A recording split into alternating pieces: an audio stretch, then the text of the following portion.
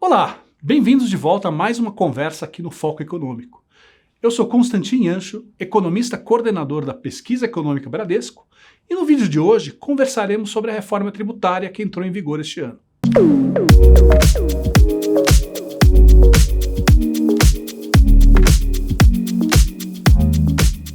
A reforma tributária do consumo, que entrou em vigor em 2026, é o resultado de um longo processo de discussão iniciado há mais de 30 anos. Ao longo desse período, o sistema brasileiro acumulou complexidades que afetaram a eficiência econômica e contribuíram para o chamado custo Brasil. Divergências distributivas e federativas limitaram, por muitos anos, a convergência em torno de uma solução. A mudança implementada neste ano sinaliza a construção desse consenso. A reforma substitui 5 tributos sobre o consumo por um IVA dual, no lugar de IPI, PIS, COFINS, ICMS e ISS, teremos a CBS, de competência federal, e o IBS, de competência estadual e municipal.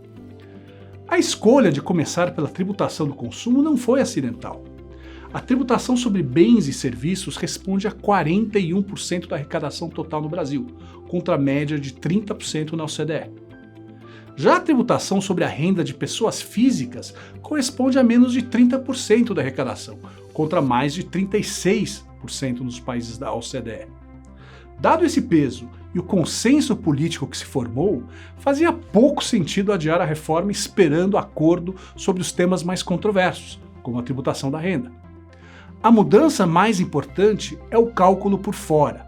No sistema anterior, os tributos vinham embutidos no preço e um posto servia de base para calcular o outro, caracterizando o efeito cascata. Agora, os tributos são destacados separadamente e um imposto não incide sobre o outro, eliminando o imposto em cascata. Para o consumidor final, o peso tributário fica explícito. Para as empresas, a estrutura de custos dos fornecedores se torna mais clara. E o novo modelo muda a lógica da tributação. A CBS e o IBS incidem no destino, não na origem como o ICMS, eliminando décadas de guerra fiscal. A mecânica do IVA assegura que o ônus tributário recaia integralmente sobre a etapa final. Os elos intermediários recuperam, mediante créditos, o tributo pago sobre seus insumos. Quando possível, o recolhimento será automatizado pelo split payment. A alíquota combinada posicionará o Brasil entre os países com a maior alíquota de IVA do mundo. A legislação estabelece teto de 26,5%.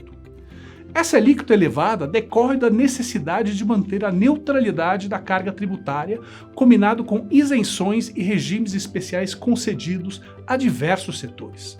A transparência trazida pela reforma explicita o peso da tributação sobre o consumo e pode catalisar até mesmo um debate sobre a adequação da estrutura tributária brasileira.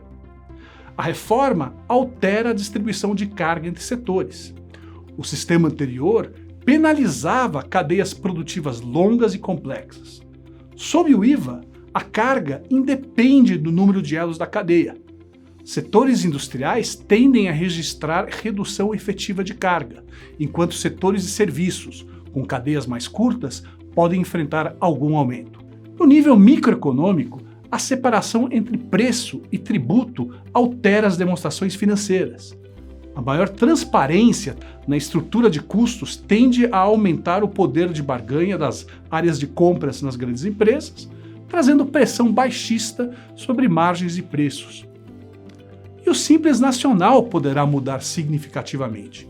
Empresas optantes que vendem para outras empresas não geram créditos para seus clientes, criando uma desvantagem competitiva. Surge aí um incentivo para que fornecedores em transações entre empresas migrem para o lucro real. A infraestrutura tecnológica representa um salto na capacidade de fiscalização do governo. A automação do cálculo, verificação instantânea de créditos e o split payment reduzem o espaço para sonegação. A reforma, portanto, tende a elevar a arrecadação ao desestimular a informalidade e aumentar a fiscalização. O período de transição tem duas velocidades. A CBS será implementada rapidamente, com conversão completa já em 2027. Já o IBS terá transição gradual, até 2033. Em 2026, as alíquotas iniciais são mínimas, mas a partir de janeiro de 2027, a CBS salta para cerca de 8 a 9%.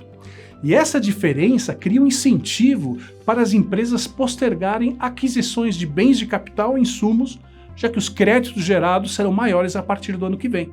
Após 2033, os ganhos de simplificação serão inequívocos. A unificação de regras, a eliminação de diferenças estaduais e a automação reduzem custos de conformidade. A reforma também reordena a geografia econômica do país. Sem guerra fiscal, decisões de localização serão determinadas por fundamentos operacionais e econômicos. A reforma alcança a simplificação estrutural perseguida por décadas. No médio prazo, os deslocamentos setoriais de carga redefinirão vantagens entre firmas. No longo prazo, a transição pode render ganhos de eficiência, formalização da economia e melhoria de ambiente de negócios. E assim encerramos o episódio de hoje. Inscreva-se no nosso canal e ative as notificações para ficar por dentro dos principais temas do mercado. Obrigado por assistir e até a próxima!